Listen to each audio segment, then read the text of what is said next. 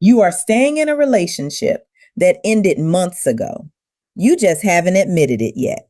Compatibility is not something you build through effort. It is either present or it is not. And most people spend years trying to construct it manually, adjusting themselves, managing the other person's moods, negotiating basic alignment that should exist naturally. That is not love. That is project management. Here is what incompatibility actually looks like when you stop lying to yourself about it. Sign one.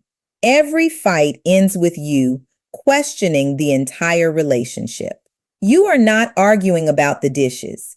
You are not arguing about whose turn it was to text first or whether he should have invited you to that thing. You are arguing because neither of you feels safe, and every single disagreement becomes a referendum on whether this is even worth it. That is not passion. That is your nervous system telling you something is structurally wrong. Compatible couples can disagree and return to normal. The foundation does not crack every time there is tension. But when you are incompatible, every conflict feels existential. One wrong sentence, and suddenly you are questioning whether you even know each other, whether this was ever real, whether you are wasting your time. You call it, we just care so much. No, you are constantly on edge because at some level, you both know this does not fit. And every argument brings that closer to the surface. If you cannot have a hard conversation without it threatening the entire relationship, you are not in a deep connection. You are in an unstable one. And you have been confusing the two because instability feels like intensity when you have never experienced actual safety. Sign two, you have turned into someone you do not recognize. You are funnier around him than you naturally are, more easygoing, more flexible. You laugh at things that are not funny.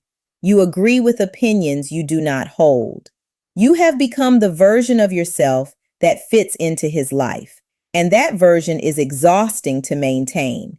This is not growth. This is performance. Real compatibility does not require you to sand down your personality to be tolerable.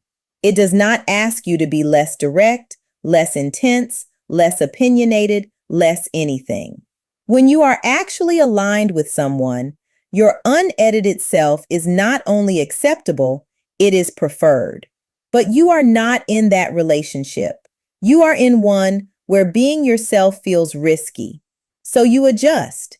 You self-edit in real time. You monitor your tone, your needs, your reactions. You have become your own PR team, managing his perception of you so he does not pull away. And the worst part? It is working. He likes this version of you, which means the real you, the one you are hiding, is the version he would not choose. You know this. That is why you are still performing, and that is why you are so tired. Sign three. You are building toward completely different futures and pretending that is solvable. He wants kids. You do not, or the reverse. One of you wants to settle in the suburbs. The other wants to travel for years. One of you is saving aggressively for early retirement. The other thinks planning past next year is pointless. These are not small differences. These are directional incompatibilities. And you are lying to yourself that love is enough to override them. It is not. You are betting on him changing his mind, or you are betting on yourself being okay with sacrificing what you actually want. Either way, you are gambling, and the house always wins. Women do this more than men. They minimize their own life goals to keep the relationship intact. They tell themselves, maybe I will want kids eventually, when they know they will not. Or, maybe I can be happy in his hometown, when they know that life would suffocate them. You are not compromising, you are lying. And eventually, one of you will wake up years in and realize you traded your actual future for the comfort of not having to break up today. That is not love. That is conflict avoidance with a joint lease. Sign 4. He does not want you the way you want him, and you feel it every single day. You initiate more, touch more, try harder to keep the physical connection alive. He participates when you press. He is affectionate when it is convenient, but he does not seek you out. He does not ache for you. You know this because you can feel the difference between being wanted and being tolerated. This is not a rough patch. This is a fundamental imbalance in desire, and it is doing something to you. You feel less attractive, less feminine, less chosen. You are starting to wonder if something is wrong with you, if you are too much or not enough, or somehow broken in a way that makes you undesirable to him. You are not broken. You are just with someone who is not pulled toward you. And instead of accepting that and leaving, you are trying to earn the desire that should be automatic. You are working for attraction that should be effortless. And every day you stay, you are training yourself to believe that being wanted is something you have to perform your way into. It is not.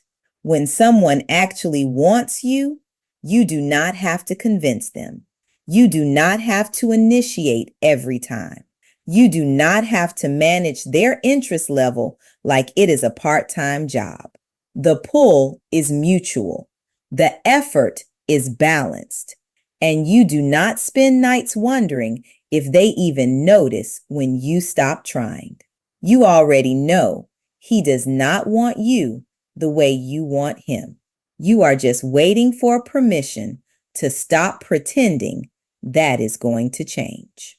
Sign 5. You love him, but you do not actually respect how he handles life.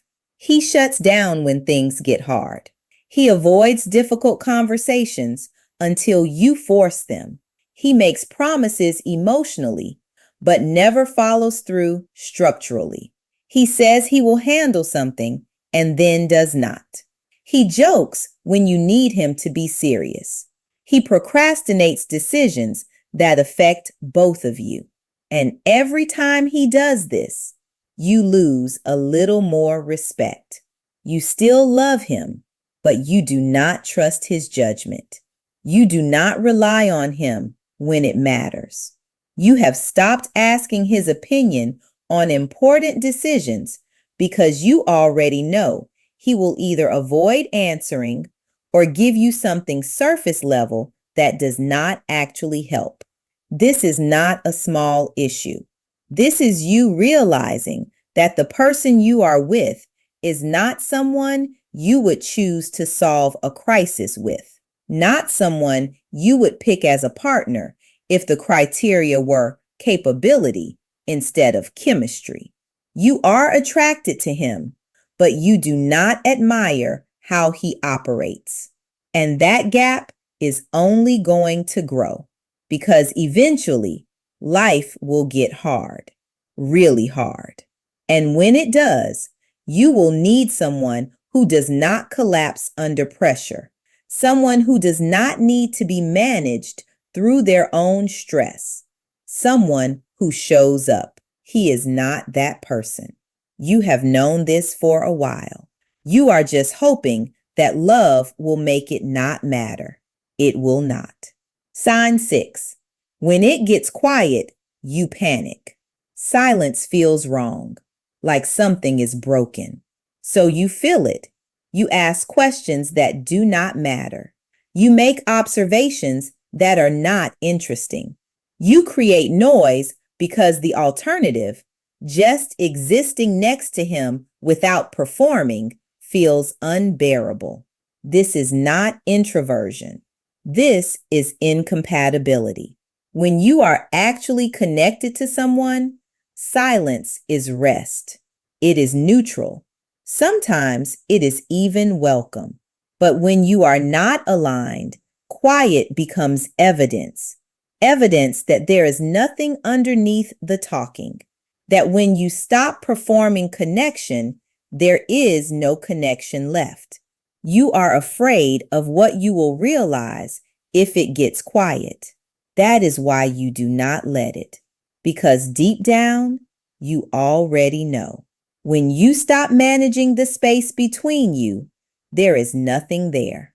No ease, no comfort. Just two people sitting next to each other with nothing organic to say. That is not intimacy. That is coordination. And you are exhausted from coordinating something that should flow naturally. Sign 7. You keep having the same fight and nothing ever changes. You have told him what you need, calmly, emotionally, with examples, multiple times, and it still has not shifted. This is not a communication problem. This is a capacity problem. He is not failing to understand you. He understands. He is either incapable of meeting you where you need to be met, or he is choosing not to because what you need conflicts with what he is willing to give. Either way, the outcome is the same. You are asking for something he will not provide. And you keep asking because you believe that if you just say it the right way, it will finally land. It will not. You are trying to negotiate someone into being different than they are. That does not work. Not in relationships, not ever. When the same issue resurfaces over and over with no resolution, you are not in a process of growth. You are in a loop, and loops do not end. They just run until someone stops participating. Sign 8. You are only together because of how long you have already been together. You have years in, memories, a whole history that feels too big to walk away from. So you stay, not because it is working now, because it used to work, or because ending it would mean admitting all that time was a mistake. This is sunk cost fallacy, and it is one of the most common reasons women stay in relationships that stopped serving them years ago. But time invested is not a reason to stay. It is just context. Compatibility is not about how long you have been together. It is about whether you are still moving in the same direction, whether the relationship is still alive, or whether you are just maintaining it out of habit.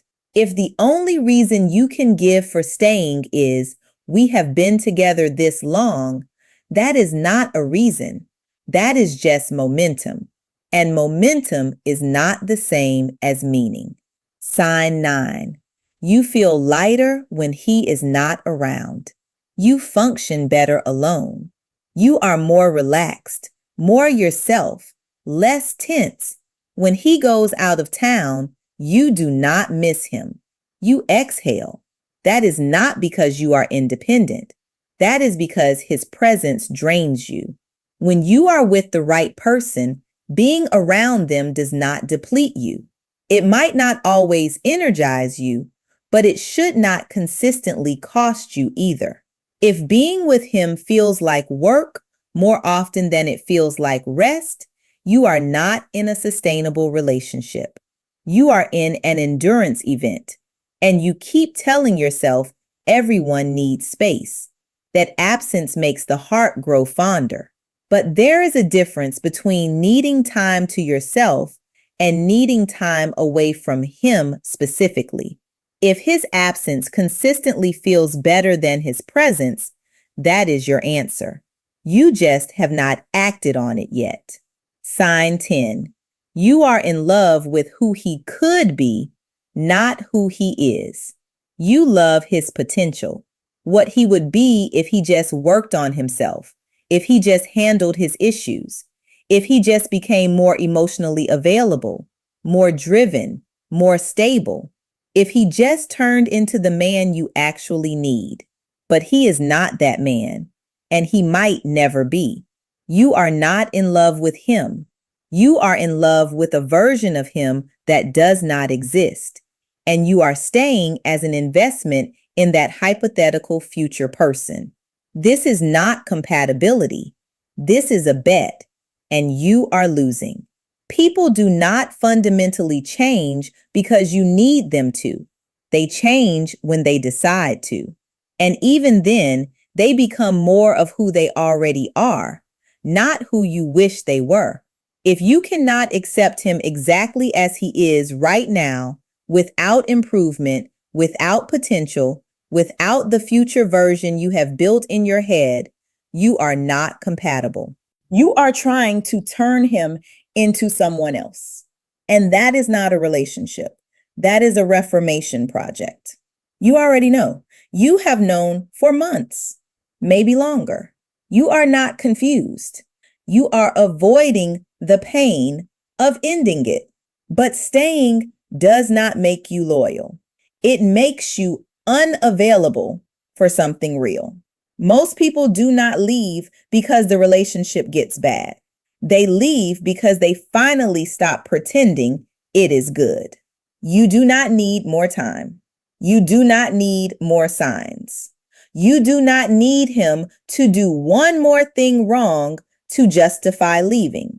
You just need to stop waiting for it to hurt less. It will not hurt less later. It will just hurt